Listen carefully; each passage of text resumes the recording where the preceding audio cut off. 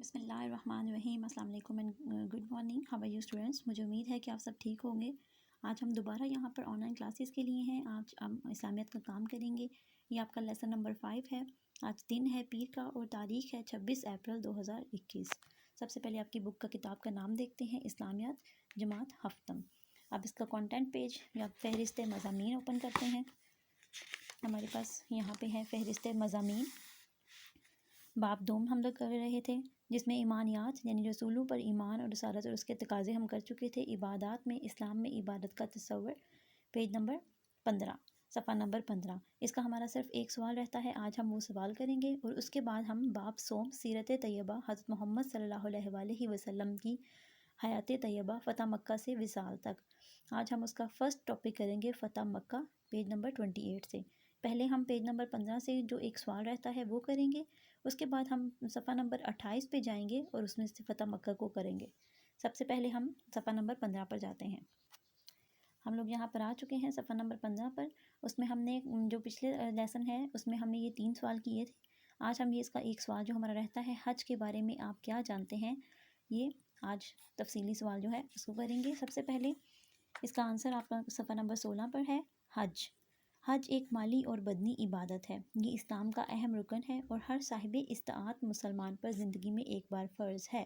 صاحب استطاعت جس کے پاس استطاعت ہو، یعنی جو حج کرنے کے لیے اپنے پاس رقم رکھتا ہے، اس کے اوپر کوئی قرض وغیرہ نہیں ہے، تو اس مسلمان پہ زندگی میں ایک بار فرض ہے۔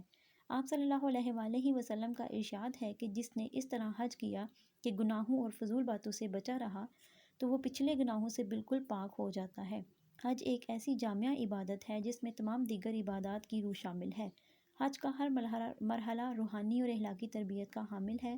حج کی عظیم الشان اجتماع سے امت مسلمہ کی شان و شوکت کا اظہار ہوتا ہے اور اتحاد اور یگانیت کا عملی مظاہرہ بھی۔ حج کا اصل فائدہ روحانی تربیت ہے، یہ قرب الہی کا بہترین ذریعہ ہے۔ یہاں تک آپ اس سوال کا جواب لکھیں گے، حج کے شروع سے لے کر اس پیراگراف تک۔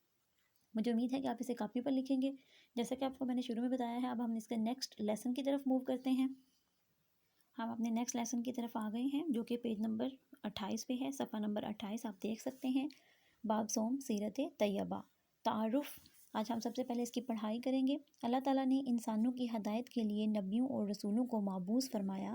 ہر نبی کی زندگی دوسرے انسانوں کے لیے بہترین نمونہ ہوتی تھی۔ ہمارے نبی حضرت محمد صلی اللہ علیہ وآلہ وسلم آخری نبی ہیں۔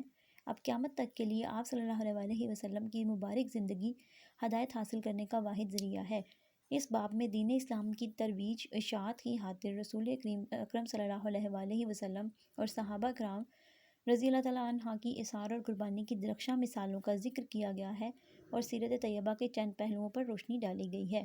اس کا پہلا عنوان ہمارے پاس ہے فتح مکہ۔ اس کا پس منظر کیا ہے؟ صلح حدیبیہ میں مسلمانوں اور قریش مکہ کے درمیان یہ طے پایا تھا کہ دونوں 10 سال تک جنگ نہیں کریں گے اور عرب قبائل جس فریق کے ساتھ ملنا چاہیں مل جائیں۔ قبیلہ بنو حذافہ مسلمانوں کا حلیف بن گیا، جبکہ بنو بکر نے قریش مکہ کے ساتھ معاہدہ کر لیا۔ پرانی دشمنی کی بنا پر بنو بکر نے بنو حذافہ پر رات کی تاریکی میں حملہ کر دیا۔ بنو حذافہ نے مجبوراً خانہ کعبہ میں پناہ لی، کیونکہ بنو بکر نے حرم میں داخل ہو کر بنو حذافہ کا خون بہایا۔ قریش مکہ نے بنو بکر کا بھرپور ساتھ دیا۔ بنو حذافہ کے ایک وفد نے رسول اکرم صلی اللہ علیہ وآلہ وسلم کی خدمت میں حاضر ہو کر عرض کی کہ قریش اور بنو بکر نے معاہدے کی خلاف ورزی کی ہے اور خانہ کعبہ کی حرمت کا بھی خیال نہیں رکھا۔ ہم آپ صلی اللہ علیہ وآلہ وسلم کے حلیف ہیں، آپ صلی اللہ علیہ وآلہ وسلم ہماری مدد کریں۔ نبی اکرم صلی اللہ علیہ وآلہ وسلم نے حضرت زمرہ رضی اللہ تعالیٰ عنہ کو قریش مکہ کی طرف بھیجا اور درجہ ذیل 3 شرطیں پیش کیں کہ ان میں سے کسی ایک کو اختیار کر لیں تاکہ اتمام حجت ہو جائے۔ نمبر 1 شرط کیا تھی؟ بنو حذافہ کے مقتولین کا خون بہا دیں۔ نمبر 2 کیا تھی ہمارے پاس؟ بنو بکر کی حمایت سے دستبردار ہو جائیں۔ یا نمبر 3 تھی معاہدہ حدیبیہ کے ختم کرنے کا اعلان کریں۔ قریش مکہ نے جلد بازی کا مظاہرہ کرتے ہوئے تیسری شرط قبول کر لی۔ جلد ہی قریش کو اپنی بدعہدی کا احساس ہو گیا۔ انہوں نے ابو سفیان کو اپنا نمائندہ بنا کر مدینہ منورہ بھیجا تاکہ حدیبیہ کے معاہدے کی پھر سے تجدید کرے۔ ابو سفیان رسول اللہ صلی اللہ علیہ وآلہ وسلم کی خدمت میں حاضر ہوا۔ آپ صلی اللہ علیہ وآلہ وسلم نے اسے کوئی جواب نہ دیا۔ اس کے بعد وہ کئی اور صحابہ اکرام رضی اللہ تعالیٰ عنہ سے ملا، لیکن صلح کی تمام کوششوں میں ناکامیوں کے بعد ابو سفیان مکہ مکرمہ واپس لوٹ گیا۔ اسلامی لشکر کی مکہ مکرمہ کی طرف پیش قدمی۔ رسول اکرم صلی اللہ علیہ وآلہ وسلم 10 رمضان المبارک 8 ہجری کو مکہ مکرمہ کی جانب روانہ ہوئے۔ آپ صلی اللہ علیہ وآلہ وسلم کے ساتھ 10,000 صحابہ کرام رضی اللہ تعالیٰ عنہ بھی تھے۔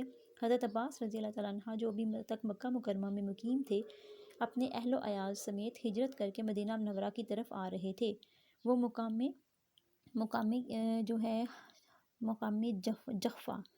مقامی جغفہ میں رسول اکرم صلی اللہ علیہ وآلہ وسلم کی خدمت میں حاضر ہوئے۔ نبی کریم صلی اللہ علیہ وآلہ وسلم کی ہدایت کے مطابق انہوں نے اپنے اہل عیال کو مدینہ منورہ بھیج دیا اور خود لشکر اسلام میں شامل ہو گئے۔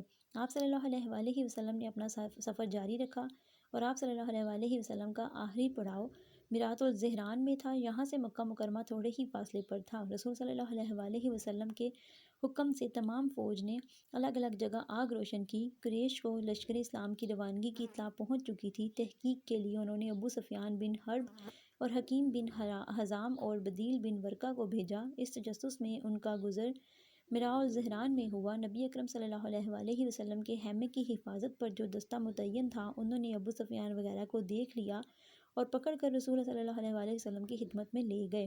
حضور اکرم صلی اللہ علیہ وآلہ وسلم نے ابو سفیان کو اسلام کی دعوت دی۔ ابو سفیان نے آپ صلی اللہ علیہ وسلم کی دعوت قبول کر لی اور ایمان لے آئے۔ جب رسول صلی اللہ علیہ وآلہ وسلم مکہ مکرمہ کی طرف روانہ ہونے لگے تو حضرت عباس رضی اللہ تعالیٰ عنہ سے فرمایا کہ ابو سفیان کو پہاڑ کی چوٹی پر لے جا کر کھڑا کرو تاکہ اللہ تعالیٰ کے لشکر کا نظارہ آنکھوں سے دیکھ لیں۔ اگلے صفحے کی طرف چلتے ہیں۔ یہاں پہ ہے ہمارا اگلا صفحہ۔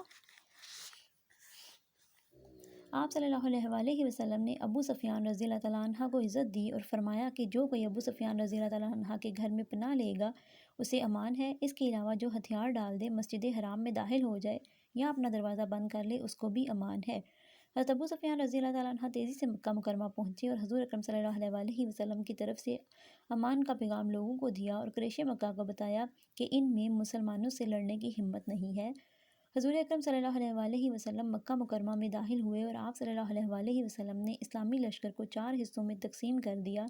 حضرت خالد بن ولید رضی اللہ تعالیٰ عنہ کے لشکر سے لڑنے کے لیے قریش کے کچھ نوجوان آئے جو معمولی سی جھڑپ میں قریباً 13 لاشیں چھوڑ کر بھاگ گئے۔ اس کے بعد حضرت خالد بن ولید مکہ مکرمہ کے گلی کوچوں سے ہوتے ہوئے کوہ صفا پر حضور اکرم صلی اللہ علیہ وآلہ وسلم سے جا ملے۔ آج ہم اس کی پڑھائی یہاں تک کریں گے۔ اس کے بعد ہم لوگ صفحہ نمبر 31 پہ سوال نمبر 3 خالی جگہ پر کریں گے۔ قبیلہ بنو حذافہ اور ڈیش میں دور جاہلیت سے دشمنی اور لڑائیاں چلی آ رہی تھیں۔ بنو حذافہ اور بنو بکر، ہم نے ان دونوں قبیلوں کا ذکر پڑھا ہے ابھی۔ فتح مکہ کے موقع پر آپ صلی اللہ علیہ وآلہ وسلم کے ساتھ ڈیش ہزار صحابہ کرام رضی اللہ تعالیٰ عنہ تھے، 10,000۔ حضرت عباس رضی اللہ تعالیٰ عنہ نے ڈیش کو امان دی۔ ابو سفیان، آپ صلی اللہ علیہ وآلہ وسلم نے طواف اپنی ڈیش پر بیٹھ کر کیا، اونٹنی۔ میں تم سے وہی بات کہہ رہا ہوں جو حضرت یوسف علیہ السلام نے اپنے ڈیش سے کہی تھی، بھائیوں۔ Move to the next page.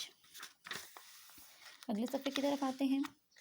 یہاں پر سوال نمبر 4 ہے، درست جواب پر ٹک کا نشان لگائیں۔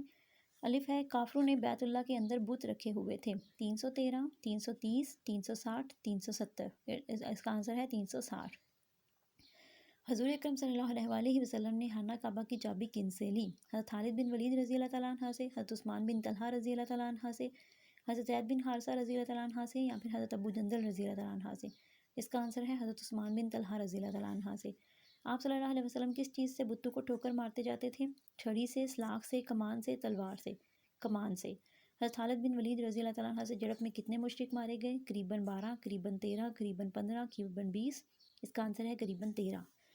قریش کا کون سا سردار معاہدہ حدیبیہ کی تجدید کرنے کے لیے مدینہ منورہ پہنچا؟ ابو جہل، ابو سفیان، ابو لہب، عتبہ۔ آنسر ہے ابو سفیان۔